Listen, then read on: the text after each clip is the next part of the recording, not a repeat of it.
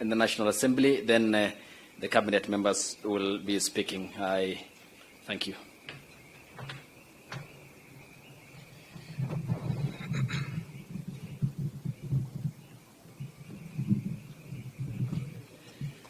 Your Excellency, the President of the Republic of Kenya, Your Excellency, the Deputy President, Prime Cabinet Secretary, Right Honorable Moses Wetangula, the Speaker, and all protocols observed. Your Excellency, I came to Parliament 10 years after Honorable Duale had joined Parliament. And it was quite admiring to share a plenary with Honorable Duale because we had, we were used to seeing him on TV, on debates, and in political scenes, in political rallies. But there are two things that Honorable Duale used to tell us as new and young members of Parliament. Number one, he told us that never forget your family. I remember him telling me that do not leave your wife for whatever reason. And today when I see you seated next to your wife, I see truly you live by your words.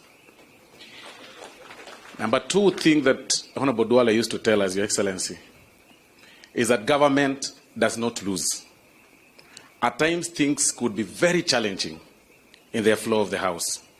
But he would say that you cannot lose. And he was very sharp to the extent that when situations were challenging in the flow of the House, he would be smart enough to withdraw when he does not have numbers in the flow of the House. Fast forward, Your Excellency, I have learned that the things you would say are the things that I need to apply now. That as a leader in the National Assembly, I have an obligation to make sure that the government does not lose, even when it's unpopular, that it will not lose. And by the way, it's important for me to state that even as at now, as the cabinet secretary in the executive, he still finds time to call some of us and remind us that, remember, you're a leader in the National Assembly and government does not lose. Please do not lose. Although, Your Excellency, there are times that I questioned myself on really what friendship is in terms of politics.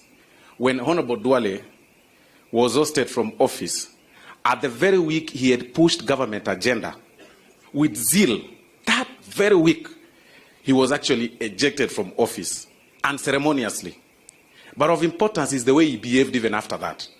He took his back seat, was still contributing in the flow of the House, but he stood his ground.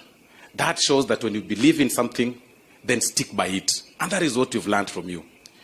But in copying the words that Honorable Duale said, Your Excellency, I believe you also owe us a book. And I think it's important for me to say this. We need to know what happened in 2002, that you only left 3 of you behind Uhuru Kenyatta when you lost in 2002. And I think I need to know that. Then years later, like Honorable Duale has said, at Bomas, of course, there were issues. But what happened at the holding room before you came out? Because what you saw is at the plenary. But there was a holding room. You, Right Honorable Raila Odinga, and His Excellency Uhuru Kenyatta. What were you guys discussing about that made Uhuru laugh all through when Right Honorable Raila was making his speech? Those are the things that we need to learn all through.